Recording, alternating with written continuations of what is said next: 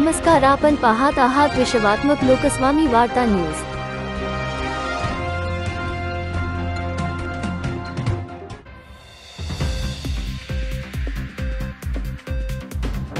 दिनांक 23 ऑगस्ट रोजी Trombay police station अंतर्गत महाराष्ट्र नगर परिसरामध्ये एका अनोळखी महिलेची डेड बॉडी मिळून आली होती। ती डेड बॉडी अर्धवट कुजलेल्या अवस्थेमध्ये आणि गोणीमध्ये पॅक केलेल्या अवस्थेत होती। याला अनुषंगाने आम्ही ट्रॉम्बे पोलीस स्टेशनला खुनाचा गुन्हा दाखल केलेला होता।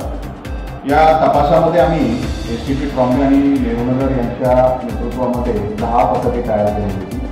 सर्वप्रथम या पथकांनी अथक परिश्रम घेऊन त्या महिलेची ओळख पटवली आणि या महिलेची हत्या करणारे 5 लोकांना आम्ही ताब्यात घेतले।